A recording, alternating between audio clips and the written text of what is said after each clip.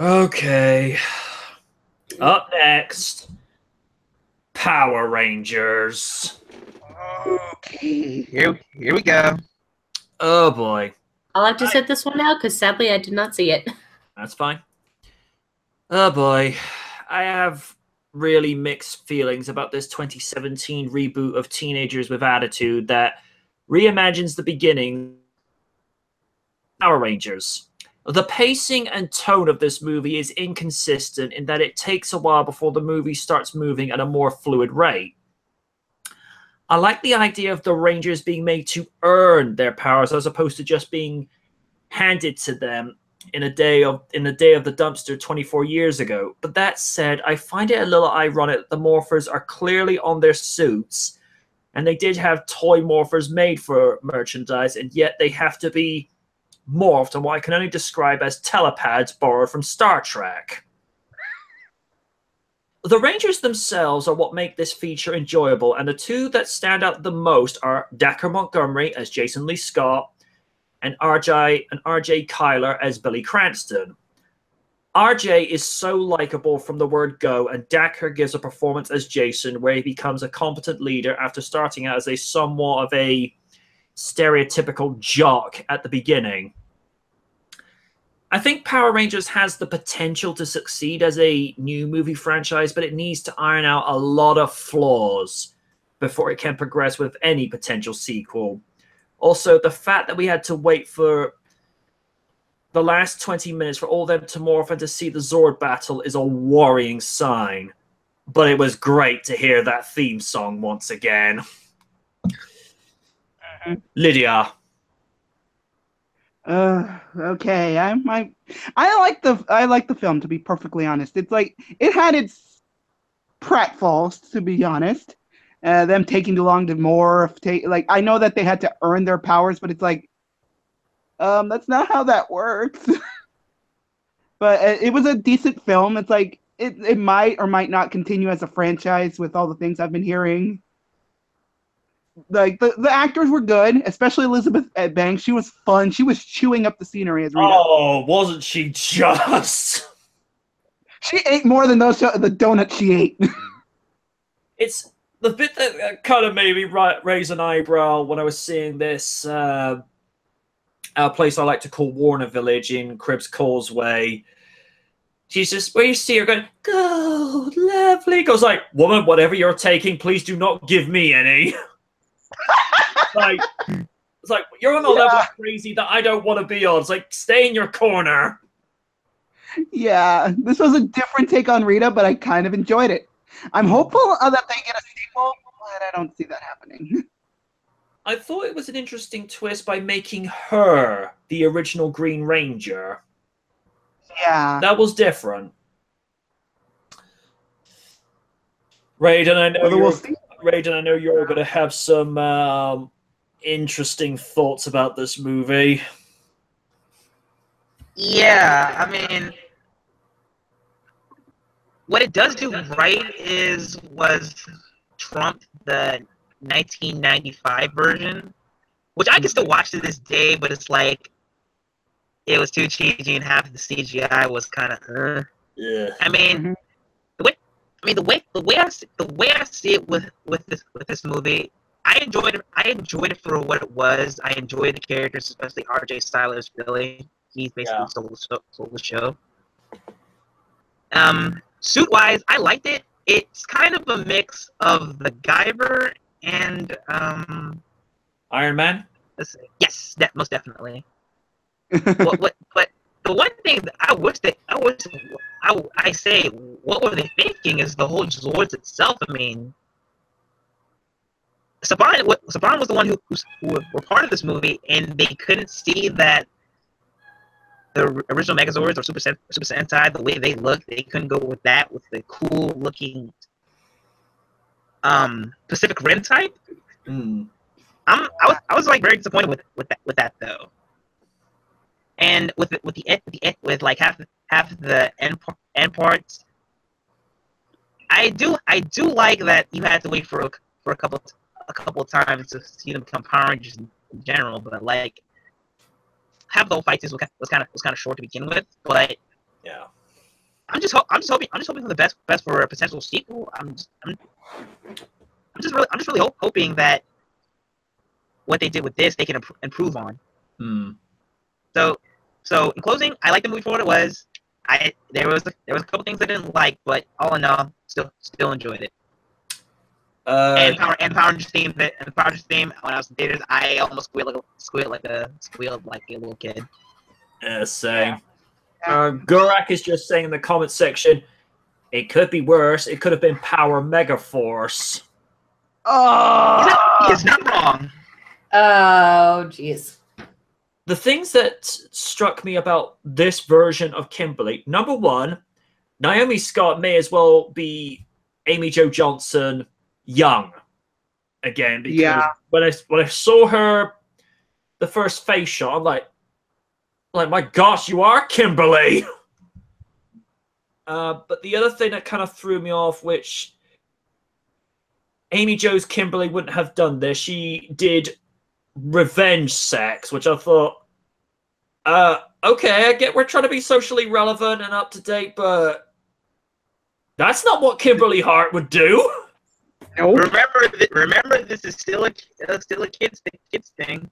Yeah. Yeah. And here's the thing I do give them a lot of credibility for, and having the sense to not repeat this mistake twice, is this time they switched the colors around for Billy, Zach, and Trini, because they remembered the mistakes of the first season by making Zach the Black Ranger, Trini the Yellow, and it's just like, oh, guys, you really didn't need to do that. It's just, ew, no.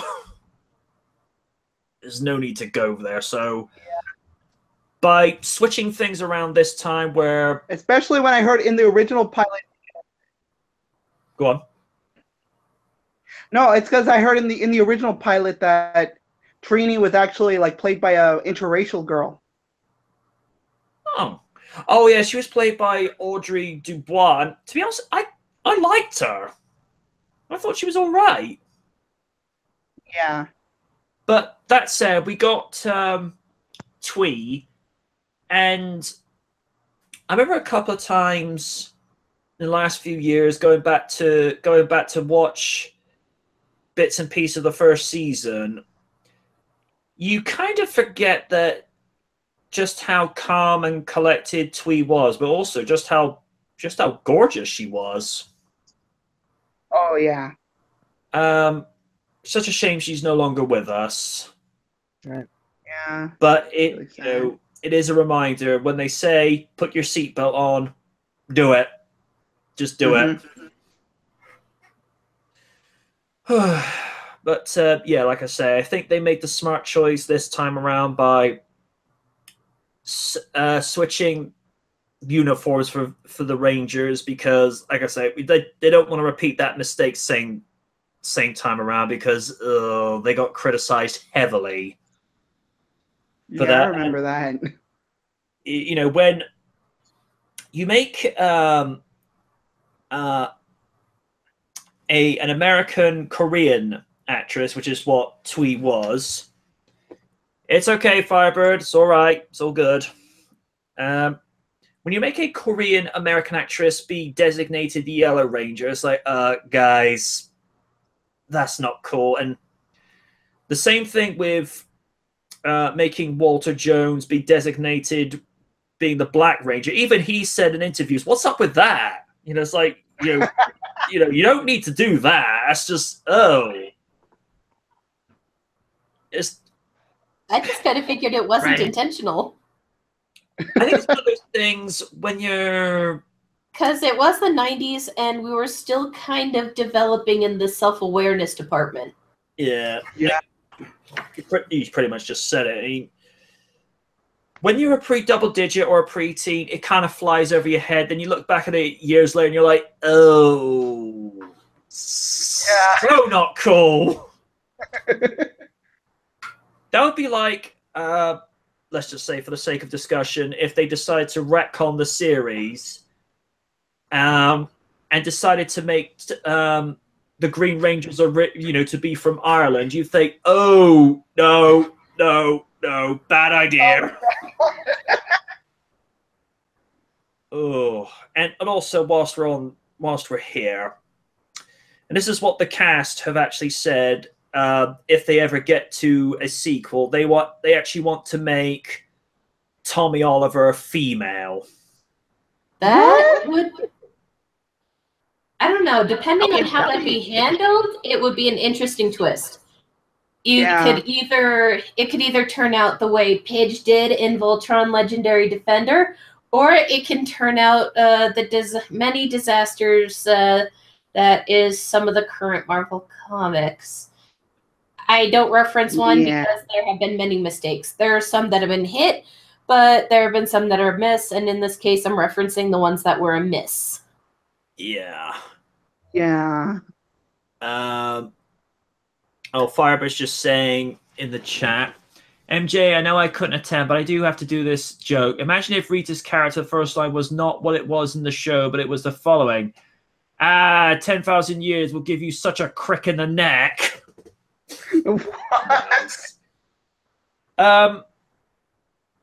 Here's what also voiced by Robin Williams. Here's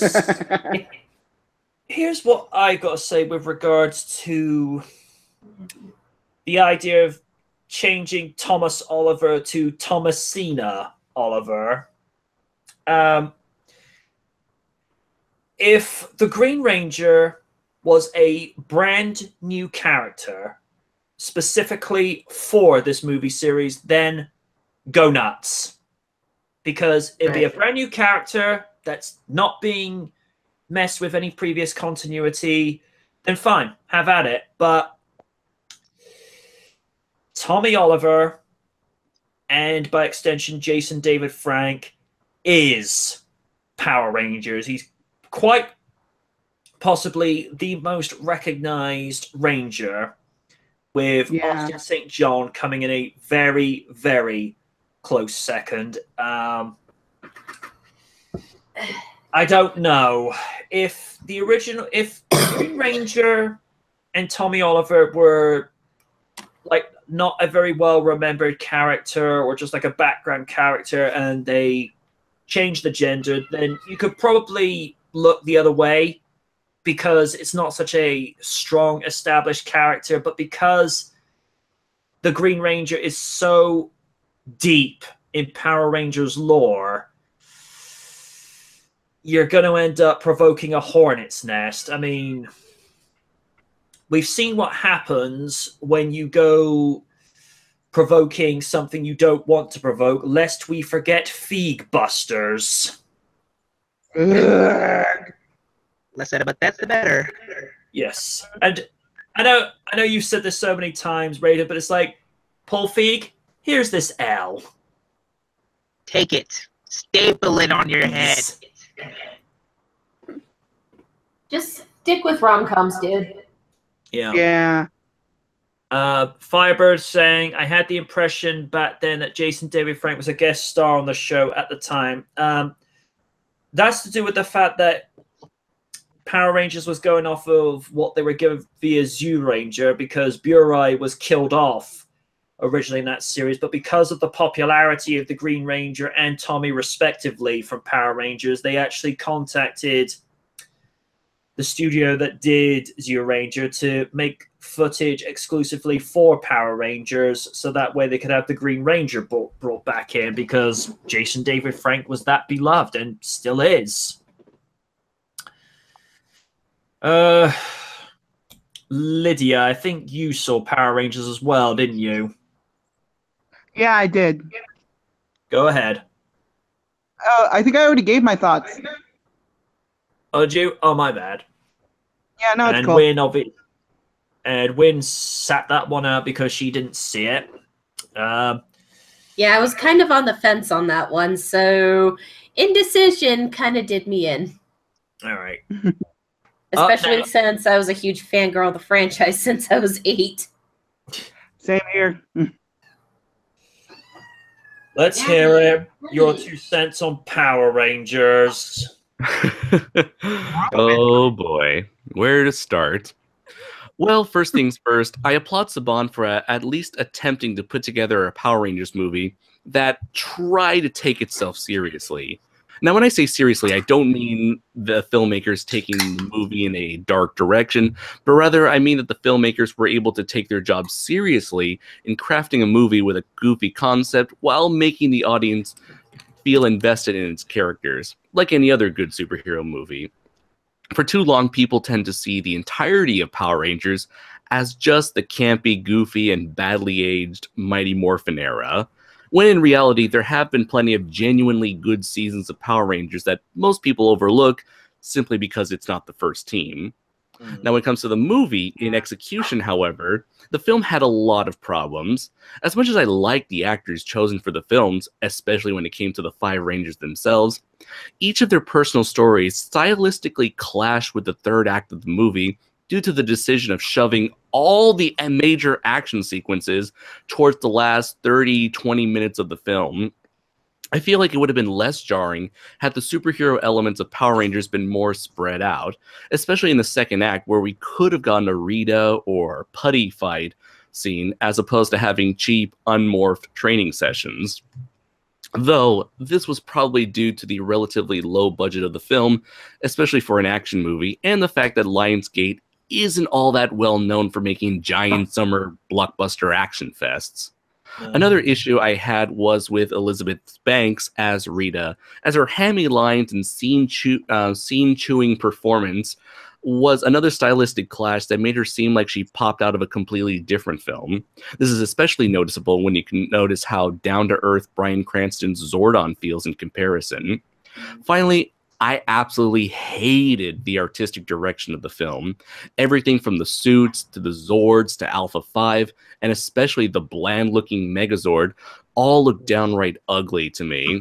For a movie based on a property which was also based on a highly imaginative Japanese franchise that had so many wonderful and imaginative designs, I was very disappointed, especially as a giant robot fan myself.